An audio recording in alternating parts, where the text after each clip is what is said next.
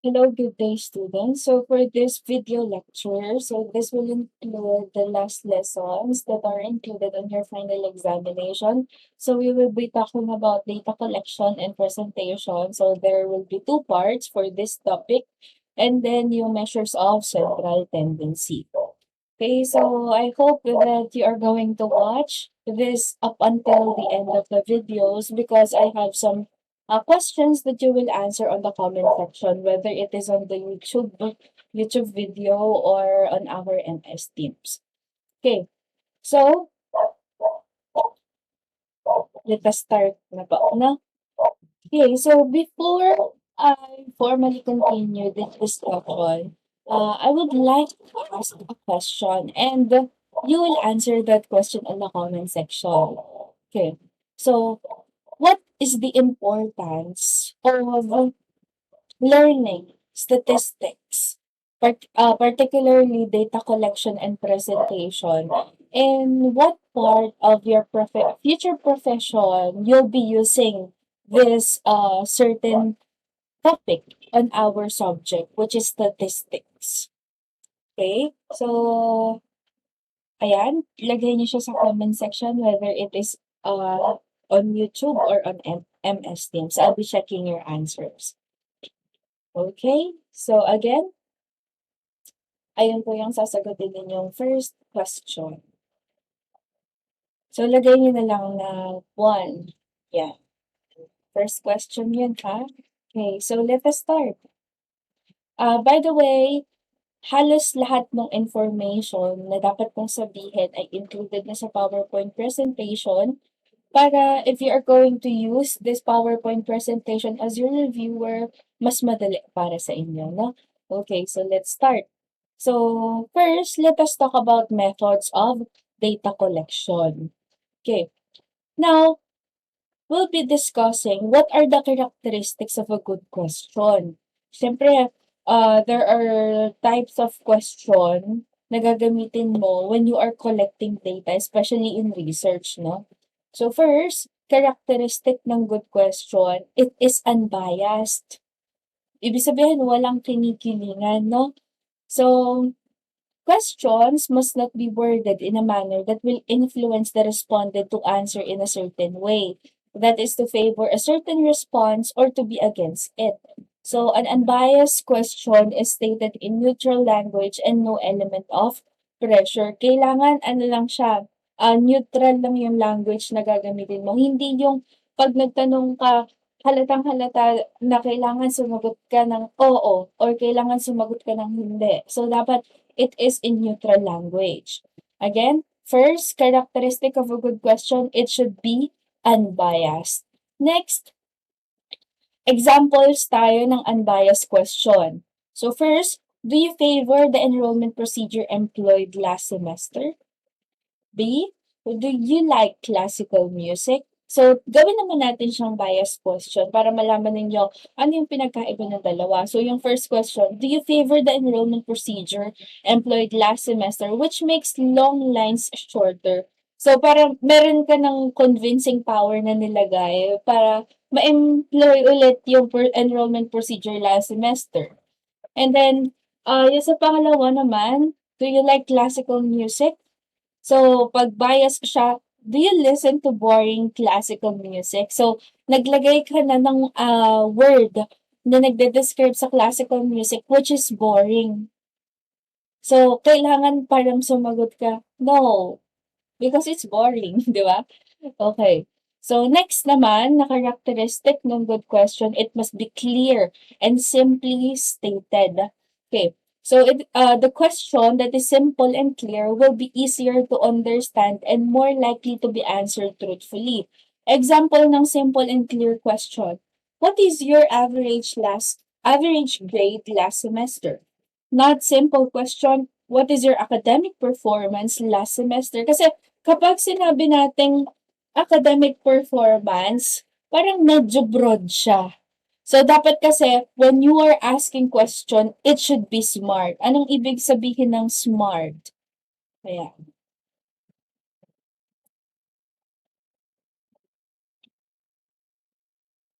okay. So, meron tayong word na smart. When you're asking question, again, it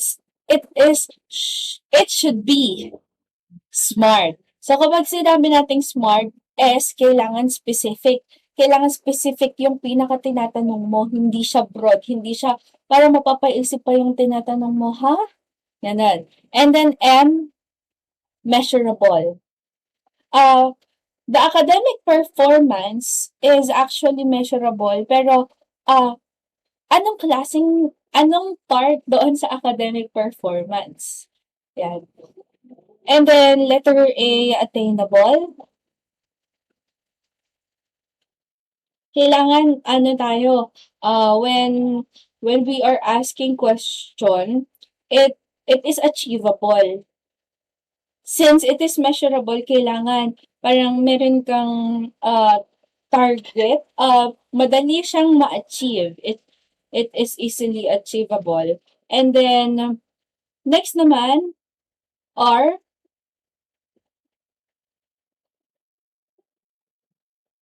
it means that it is realistic. Parang you should be asking a question that is realistic. Hindi ka naman pwedeng magtanong ng realistic or relevant, pareho lang naman.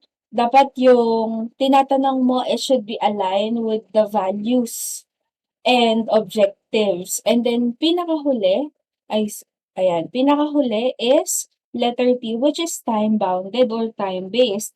So, since it is realistic, dapat po, we are going to set an end date for the task or for the question. So, smart.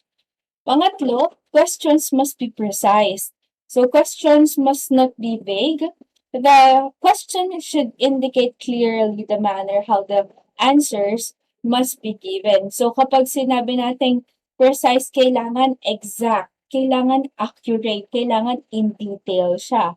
So, for example, ng precise question, in terms of mathematical ability, do you think male and female are equal? And then, sa pangalawa naman, yung vague na question, do you think male and female are equal? So, saan? Saang part? Ayan.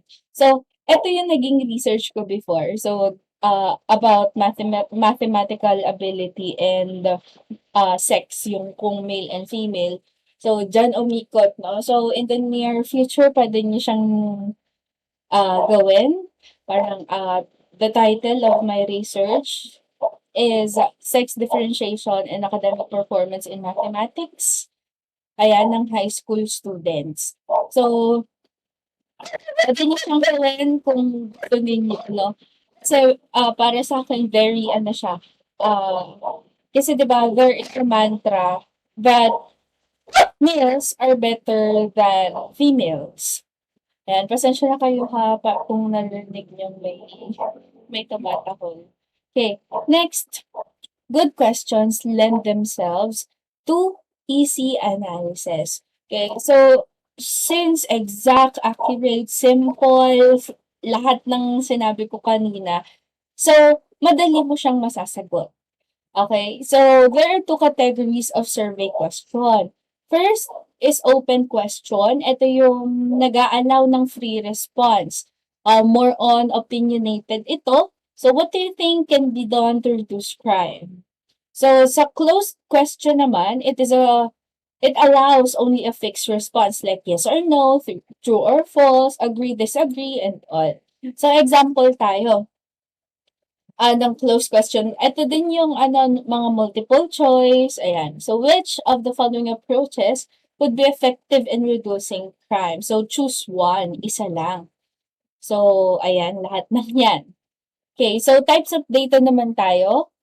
First, we have primary data. So, these are information collected from an original source of data, which is first-hand in nature. So, examples are the data collected from interviews and surveys. Ito yung kalimitan ginagawa when you are asking or when you are conducting a research tapos meron kang questionnaire. And your questionnaire will conduct whether it is an open or closed question. So primary data yung tawag sa kanya. Next, secondary data. So these are the information collected from published or unpublished sources like books, newspapers, and theses. So these are your references. Next, four important points to consider when collecting data. So first, if measurement of some characteristic from people such as height are being obtained, better results will be achieved if the researchers does the measuring instead of asking the respondent for the value. Next, the method of data collection used may expedite or delay the process, avoid the medium that would produce low response rate. And then third, ensure that the sample size is large enough for the required purposes. Kasi if, wait, nakalimutan ko yung ano. Okay, as far as I remember, to get an accurate result of your research, if I'm not mistaken, 100 respondents dapat yung sample size mo. Hindi ka naman kasi pwedeng magsabi na, ganito yung naging resulta ng research ko. So, tama siya kung 10 lang naman yung naging respondents mo. Next, ensure that the method used to collect data actually results in a sample that is representative of the population. Siyempre, in choosing your population, 'di ba, mamaya papakita ko sa inyo kung ano-ano yung mga types kung paano kayo kukuha ng respondents. Meron tayong stratified, um, other samples, random sampling, ganyan. So the following are the methods, ayan. The followings are the methods of data collection. So primary data can be obtained through direct or interview method. Second, indirect or questionnaire method. Third, registration method. Fourth, observation. And fifth, experimentation. So, ito yung 5 pwede ninyong gawin kung paano nyo makukuha yung mga data ninyo. Pero most likely po, ang ginagamit is yung direct and indirect. Kasi, pwede naman itong magawa virtually. Okay. So first, direct or interview method. So the data collection use at least two persons, an interviewer and the interviewee, exchanging information. So this will give us precise and consistent information because clarifications can be made. So pwede kang gumawa ng mga follow-up questions. Yung mga questions na hindi masyadong naiintindihan ng respondent, so pwedeng ulitin ni interviewer until na mas maintindihan ng ating interviewee. So this method is time-consuming, expensive, and has limited field coverage. This is because we are going to consume so much time from the respondent. Siyempre, naalala ko dati, may mga nag-interview akong classmates, yung method nila ng data collection, ginawa nila is nag-ano pa sila, parang pinakain pa, ganyan. So, some are binabayaran pa. Second, indirect or questionnaire method. These are written answers. Binibigay siya through prepared questions. So, this method requires less time and it is inexpensive. Since meron nga tayong questionnaire, so pwede natin siyang, pwede tayong ipadala na lang natin sa kanila through Google Form or yung iba naman print out tapos ibibigay. So, this will give the respondent a sense of freedom in honestly answering the questions because of anonymity. So, in some questionnaires, hindi na po kailangang lagyan ng name. The name is optional. Next, registration method. So, this is a method enforced by certain laws. Observation method. So, ito yung method na meron tayong ina-observe the behavior ng individual or ng organization na respondent or yung population ng iyong study. So, this is also used when the respondents cannot read or write. Lastly, experiment method. So, this method is used when the objective of the study is to determine the cause and effect of certain phenomena or event. So, in teachers, we have this so-called action research, and experiment method is the most used method of data collection there. Kasi we are making an action. Kailangan meron kang solusyon dun sa problem na nakuha mo. That is why action research siya. So those are the 5 methods of data collection. Now, ito na yung sampling na sinasabi ko kung paano ka pipili? Ayan, so it is concerned with the selection of a subset of individuals from within a statistical population to estimate characteristics of the whole population. So, some definitions na makakasalamuhan natin dito, no? So, target population, ito yung entire group na interested si researcher. And then, yung kagaya nung sa research, parang ang target group ko is junior high school. So, pwede akong pumili ng isang school wherein may mga junior high school, tapos doon ako kukuha ng aking sample population. So, it is the collection of elements from which the sample is actually taken. Next one, population frame. So it is a listing of all the individual units in the population. And then sampling frame, ito naman yung list ng sampling units. Okay, so now let us talk about probability and non-probability sampling. Kapag sinabi nating probability sampling, it is one in which every unit in the population has a chance that is greater than 0. So, merong probability na mapili, and this probability can be accurately determined. So the combination of these traits makes it possible to produce unbiased estimates of population total. So we are weighing sample units according to their probability of selection. So for example, ayun nga, the target participants are the junior high school students.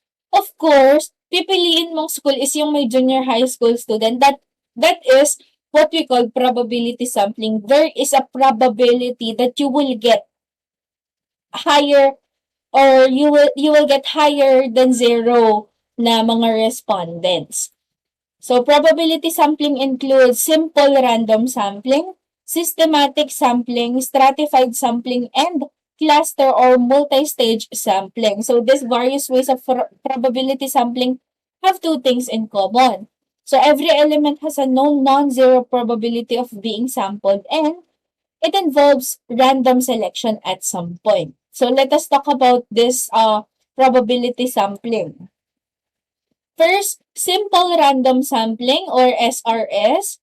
So all such subsets of the frame are given an equal probability.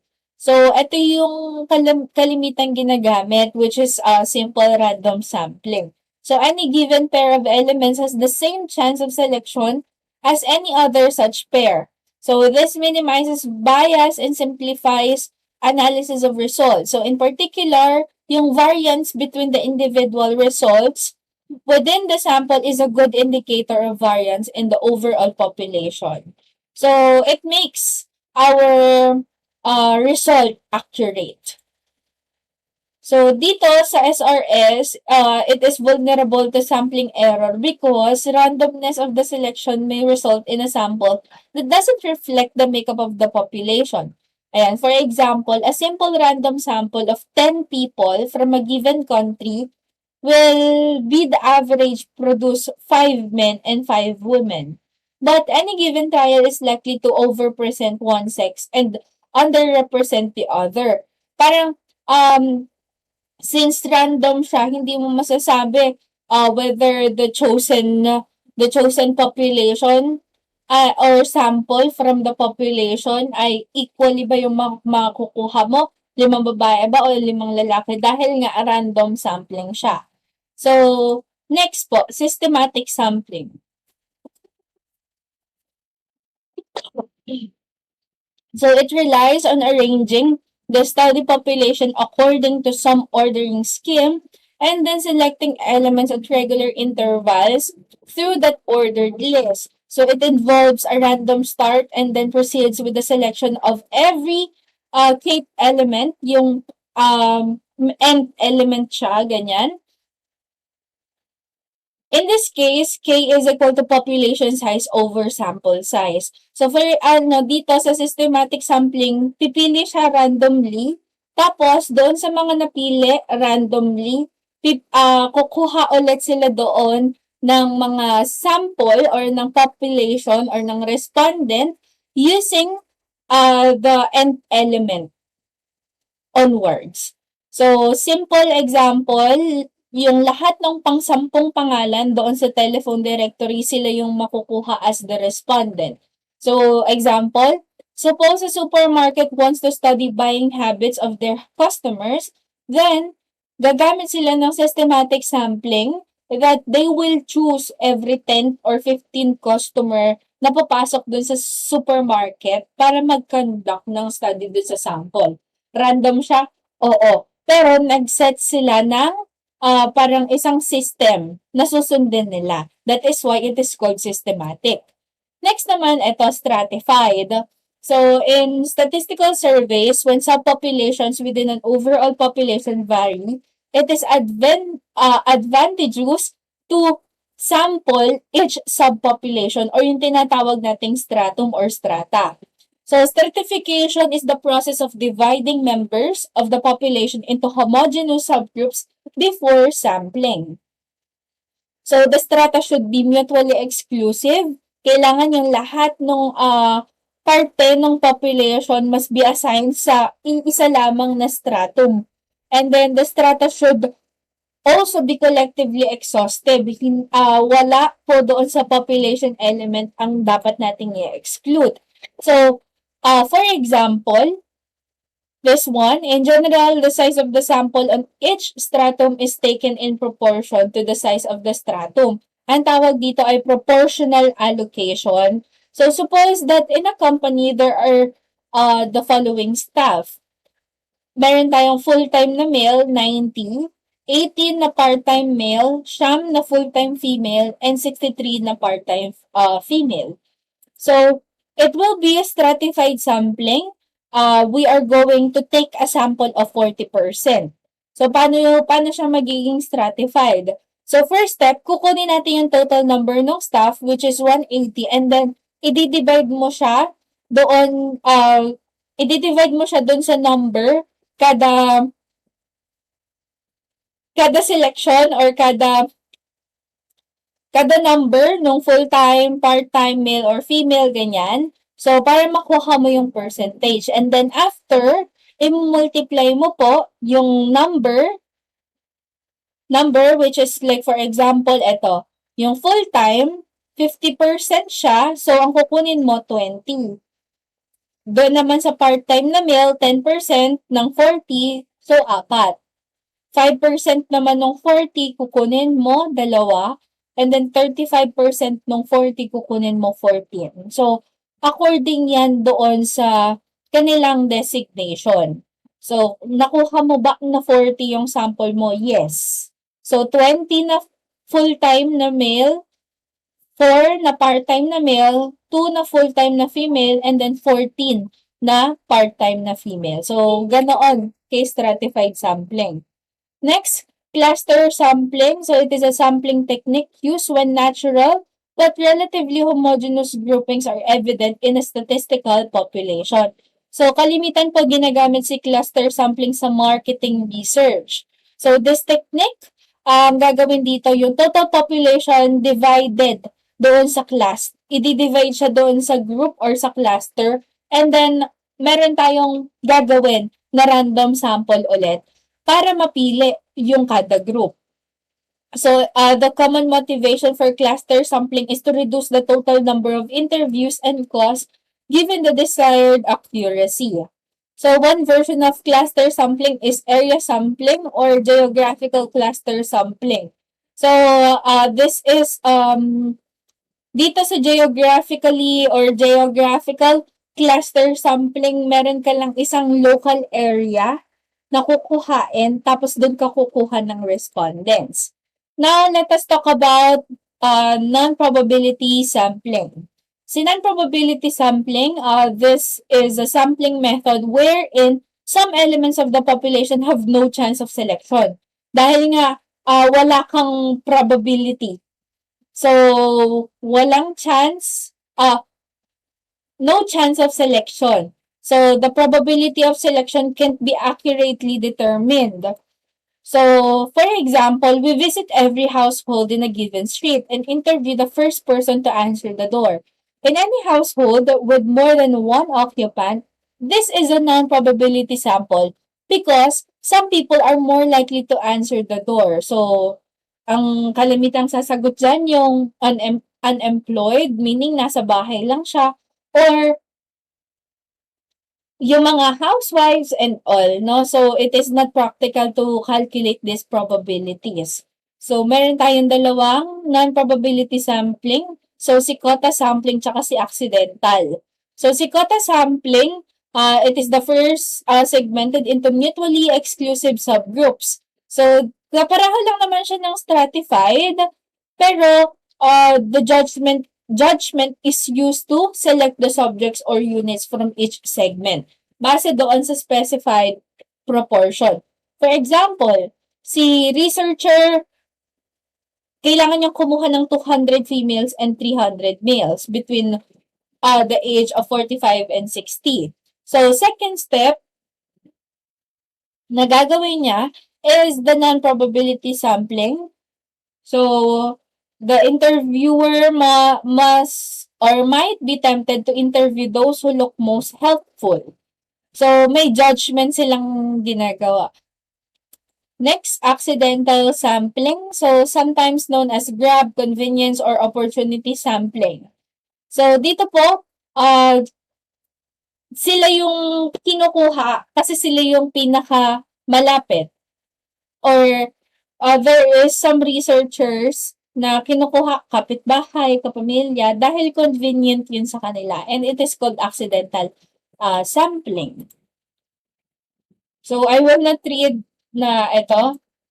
So, other types of sampling, purposeful or purposive sampling. So, it is selected based on the characteristics of the units relevant to the research problem. Ayan. So, example. Comprehensive sampling naman po, it is used when every unit of the population is included in the study. So, this is applicable when number of units is small. And hanggang dun lamang po itong part 1. So, discard ko na siya. Okay? Tapos, move na tayo sa part 2. Para mabilis, no? Okay, so data collection and presentation. Ang pag-uusapan naman po natin dito, how to present data. So, data can be presented in the following form. So, textual method. So, narrative description siya. Tabular method naman, syempre gagamit tayo ng table. So, it has rows and column. And then, graphical method. So, graphs and diagram yung ginagamit naman natin dito. Parts of statistical table, of course, we have the table heading, body, stubs or classes, and caption. So, si table heading, this includes the table number, tapos kung anong title ng table. Body, yung pinaka-main part, wherein nandun yung pinaka-information, and then yung mga numbers ng data. And then, classes or stubs, ito yung classification or yung categories ng bawat data. Kalimitan nakikita ito sa left side ng table. Tapos caption, ito yung information na nilalagay mo doon sa baba to describe or to give a brief description doon sa table na ginawa mo. Ayan, for example, so you have this table heading. So number 1, yung table, tapos ito yung title. Tapos this is the caption. This is the stubs or classes, and then this is the body. Next po, graph or chart. So, it is a device for showing numerical values or relationships in pictorial form. So, we have these advantages. Hindi ko na masyadong i-discuss, no? And then, qualities of a good graphs, of course, it should be accurate. Hindi dapat, kailangan, lahat ng data na nilagay mo is accurate, hindi yung naggawa-gawa ka lang. So, it is clear. Kailangan, it should be It should be easily read and understood, simple. Hindi na po natin kailangan ng kung ano ng symbols, ng mga designs. It has a good appearance. So, pwede kang kumuha ng design ng table. 'Di ba kapag naman gumagawa tayo sa mga Microsoft Offices, ay may mga colors naman and dapat yung gagamitin mong colors ay sa tingin mo namang accurate doon sa ginagawa mong research. So, ayan. So, types, graphical presentation of data. So, we have this types. We have horizontal, vertical. So, ito yung mga functions niya. Okay, so for horizontal or graphical, so it is for the discrete variable, and the function of this is for multiple responses or overlapping categories. Kay line chart naman, para makita mo yung trend for over a period of time. So most likely ginagamit ito ng mga company for their sales. And then pie or circle graph, so this is for categorical. So doon sa mga categories na yon, parang makikita mo kasi dito sa pie or circle graph kung ilang percent yung part na nakuha mo for those category. Pictograph, so ginagamit siya for continuous or discrete variable para mas makita mo yung vivid picture ng mga data. And then scatter point diagram, so ginagamit ito to show roughly if relationship exists between two variables. So, example tayo ng horizontal bar graph, vertical bar graph, line chart ulit, pie or circle graph, pictograph, and then scatter point diagram. And ayun na doon para sa ating first part, which is data collection and presentation. Okay, so, ayan. And then, move na tayo sa dulo na magiging part ng inyong final examination. And alam ko namang familiar na kayo dito. So, measures of central tendency. Okay. So, we all know that the measures of central tendency are mean, median, mode.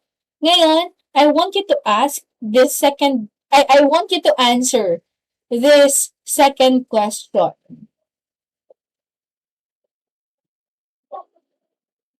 Why the measures of central tendency is important for you to learn and understand. Kasi paulit-ulit na mean, median mode. Bakit importante siya sa iyong profession na tinatapos? So, same question with the first one. Bakit importante na malaman mo ang statistics on how to collect data, kung ano yung mga sample, kung paano mo mapepresent yung mga data. Bakit siya importante sa future profession mo? And pangalawa, bakit importante ang mean, median, and mode or yung measures of central tendency sa iyong profession? So, lagay mo lang doon, first, yung 1, ayan, 1, tas yung sagot mo. 2, sagot mo. Tapos sa baba, name mo and then yung section, year and section. Okay? So, move na tayo sa measures of central tendency. So, it measures the centrality of the center ng isang data set. So, these measures are the mean, median, and mode. So, mean muna tayo. So, it is collected by adding the values of all observations in a data set and then dividing that sum by the number of observation in the set. So, it is the summation or the average value lang lahat ng data. So, mean tayo ng sample and population. So, it is summation of x over n. So, gamit natin dito ay x bar kapag sample mean, kapag population naman is yung mu. Mu yung tawag dito. Pero, we have here our summation of x. Ibig sabihin, you will add all the data and then di-divide mo siya sa total number ng data ay ng sample. And then, dito naman kay population, syempre you will divide it doon sa number ng data ng isang population. So, ibig sabihin it is the sum of all observations divided by the number of observation.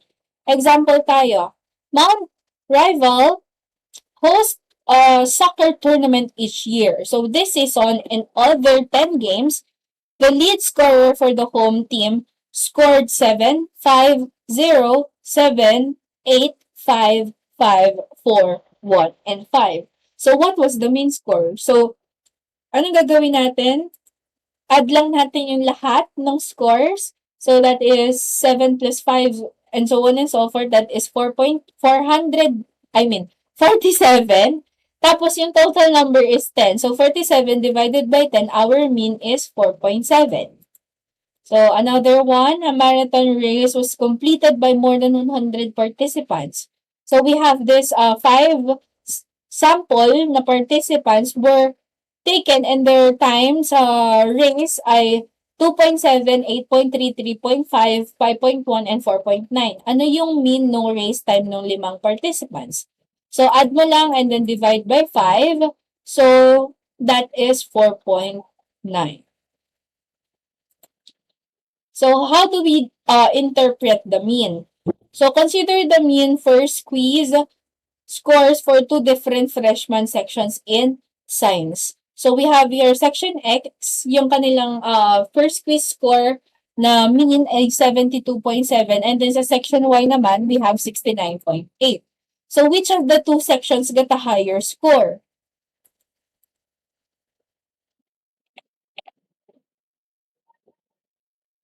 Okay, so that is section X. Bakit? Because the higher the mean, meaning higher yung kanilang scores.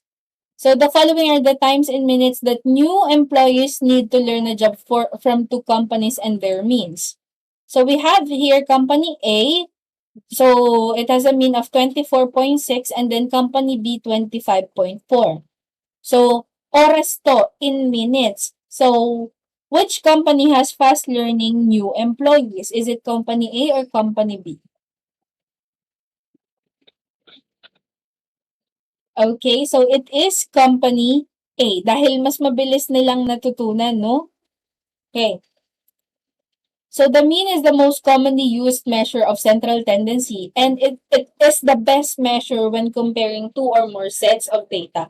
However, it is affected by extreme values. So kung makikita ninyo dito, merong 30 minutes pero meron siyang 19 minutes. Okay? So titingin tayo sa pinaka-mean dito dahil nga it is the average of everything. Pero sabi nga, it is affected by the extreme values. Next naman, median. Ito yung middle ng data. Yung pinaka-middle value ng data. So, you have to arrange first, no? From increasing or decreasing order. So, example tayo, on 5-term test in sociology, a student has made grades of 82, 93, 86, 92, and 79. So, hanapin daw natin yung mean. So, una, ayusin mo muna.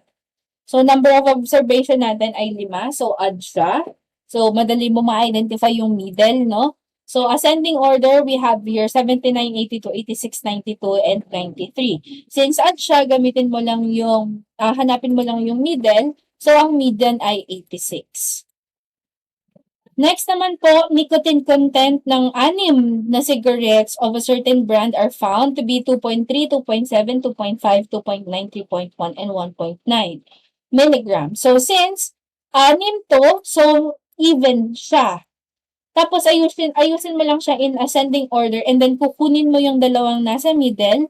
So, 2.5 plus 2.7 divided by 2. So, kukunin mo yung dalawang nasa gitna tapos divide mo lang sa dalawa and you will get the median.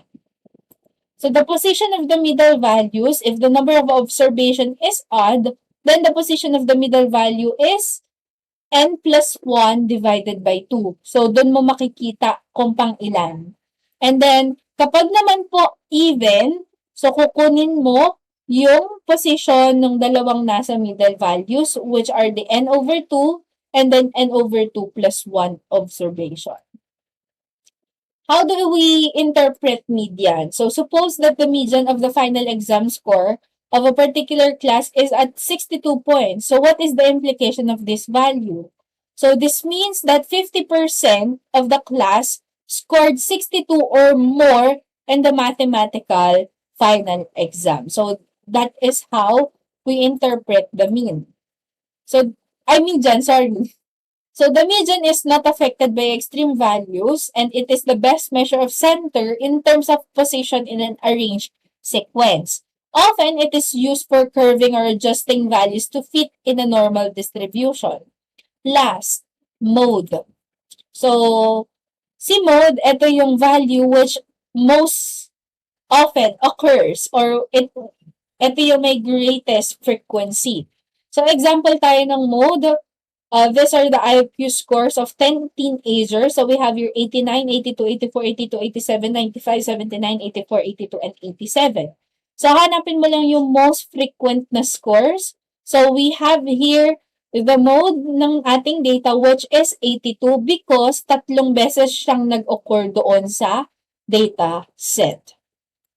So for some sets of data, there may be several values occurring with greatest frequency, in which cases have more than one mode. So the mode does not always exist, and this is certainly true if each distinct observation occur with same frequency. So meron tayong tinatawag na iba't ibang klaseng mode. So kapag meron chance na walang mode yung isang dataset, so you can just put Ayan, so sasabihin ko na, you can just put no mode. Tapos, types naman ng mode. Kapag isa lang yung mode, unimode. Pag dalawa, bimodal. And then, pag tatlo, trimodal. Tapos, apat pataas, multimodal. So, for example, ito, we have these sets of data, 10, 20, 20, 30, 40, 40, 50, 60. That is for data set 1. So, for data set 2 naman, 7, 3, 6, 4, 6, 4, 3, 7, 4, 6, 3. So, sa unang dataset natin, meron dalawang mode which is 20 and 40 and it is called bimodal. For dataset 2 naman, meron tatlong modes, 3, 4, and 6. So, it is called trimodal. And then, ito naman, 90, 97, 98, 97, 90, 98. So, sa unang dataset, meron tayong sa unang dataset at sa pangalawang dataset, wala po tayong mode. So, no mode siya. Walang, dito, lahat sila na ulit, so walang mode. Kasi di ba most frequent nga, lahat sila na ulit. Dito, wala talagang naulit sa pangalawa. So, tandaan ninyo na yung mode is not the best measure of center since not all the datasets can be possess this value. So, the mode is the only measure that may also be used for qualitative data. So, how do we compare two sets of data? Okay. So, first set of data, we have here 9, 10, and 11. So, mean score niya ay 10. Second set of data naman ay 1, 10, 19. Pero yung mean score niya ulit ay 10. Okay, so what is the difference between the two sets of data? And you will answer it again on the comment section. So, tatlo yung sasagutan ninyo. First question, why is it important for you to learn and understand statistics, specifically data collection and presentation? Pangalawa naman, again, bakit mo kailangan malaman ang measures of central tendency and what is its use sa iyong future profession? And then, ito yung pangatlo. Ano yung difference ng dalawang sets ng data? And that would be all for this video lecture. I hope nakaabot ka dito sa dulo. And thank you very much for understanding, no? Ang dami nating na-miss na mga discussion and thank you very much for understanding na ganun yung mga nangyari, no? And good luck on your final examination, which will be on Tuesday. And wag kayong mag-alala, I'll be giving the full day for you to answer that final examination. So again, thank you very much, class, and I will read all of your answers to the 3 questions I asked throughout this video lecture. And again, it is graded po, no? So maraming salamat and listening and watching this video lecture. I hope that you learned something today. God bless everyone and always keep safe.